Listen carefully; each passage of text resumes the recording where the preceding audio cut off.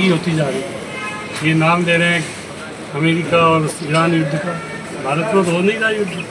फिर भारत में कौन सी आगे इतनी महंगाई क्यों बढ़ी? तेल की हो, खाने की चीज़ों की हो, सारी चीज़ें बढ़ रही है।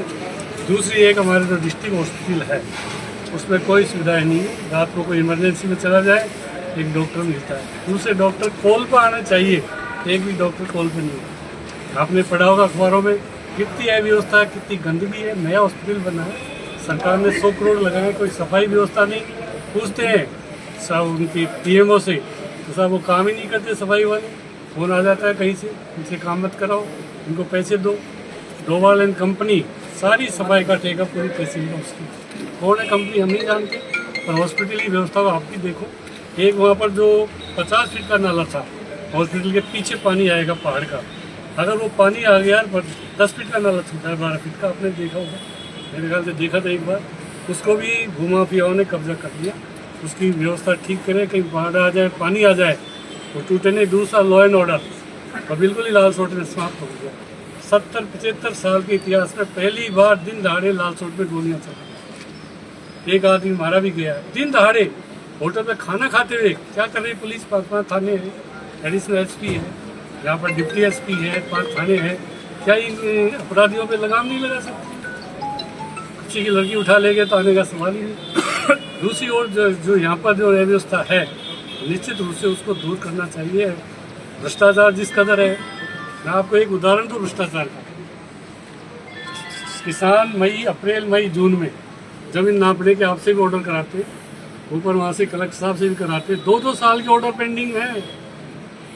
ये कहते हैं पटवारी वगैरह नीचे नापवा ले, जब तक जाब्ता नहीं मिलेगा जब तक हम कोई जमीन की नाप नहीं करेंगे। 100 ऑर्डर पेंडिंग है आपके, 2 साल से पेंडिंग है। पत्थरगढ़ी वाले नहीं, पत्थरगढ़ी वाले नहीं, नाप वाले भी है। सीमागान के तो सर करेगा कौन? तो नहीं, सीमागान के तो जनरल हो जाते हैं नहीं, उनको पत्थरगढ़ी वाले कौन करेगा ना? वो पेंडिंग है निश्चित रूप से। जब तक एडिशनल एसपी साहब बैठते हैं, डिप्टी बैठते हैं, क्यों नहीं मिलता जाब्ता?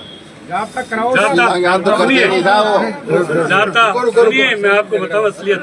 जाब्ता जब मिलेगा, रेवेन्यू अफसर जब तैयार होंगे, 1 लाख रुपए बीघा पर बीघा की नफाई का पैसा। 200 ऑर्डर 2 साल से पेंडिंग। खटवा का उदाहरण तो 2 साल से पेंडिंग। कलेक्टर साहब 5 बार लिख चुके, 5 बार लिख चुके खटवा के, उसका सिग्नल क्या नहीं हुआ। ये क्या है? फिर क्यों जाते हैं कलेक्टर का, एसडीओ का? फिर क्या मतलब लोगों को जानेगा? विश्वास ही हट जाएगा। क्यों आएंगे लोग? जिस तरह का भ्रष्टाचार फैल रहा है, जैसे एक को विदा करके निकाला है, लगता है दूसरों को नहीं निकालना पड़े, जनता को नहीं निकालना पड़े। भ्रष्टाचार पे लगाम लगाओ। आप एसडीओ है, एडीएम बैठते हैं, एक यहाँ आईडीएम की पोस्ट है।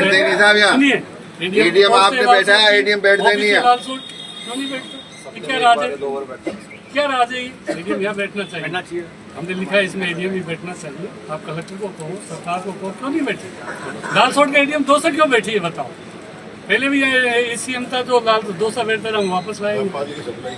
पानी की वगैरह की जो भी समस्या है बिल्कुल नाकारा साबित हो रही है। एक नगर पालिका में भ्रष्टाचार आप देखिए, आप हिसाब से खुद देखिए, किसी की जमीन भूमाफिया कॉलोनी काटते 90 एकड़ है। सही बात है, 90 एकड़ करानी चाहिए, पर बिना 90 एकड़ जो कॉलोनियाँ बन रही है उसके लिए कौन जिम्मेदार? उन पर क्यों नहीं बुलडोजर चलती? उन पर क्यों नहीं जेसीबी चलती? आप करो तो सबको बराबर करो, सबकी हो तो अच्छी हो। 90 के बिना कोई नहीं बने, निश्चित कर दो, कोई दिक्कत नहीं। सरकार को पैसा आएगा, विकास होगा। और इस तरह की जो ये पक्षपातपूर्ण की जो कार्रवाई है निश्चित रूप से बहुत बड़ी है। आप भी खुद देखो, एसडीओ है, एडीएम यहाँ बैठना चाहिए। कलेक्टर साहब से बात करो, नहीं फिर हमको फिर दोबारा 1 महीने में एडीएम पे बैठाओ, नहीं तो फिर दोबारा हमको धरना देना।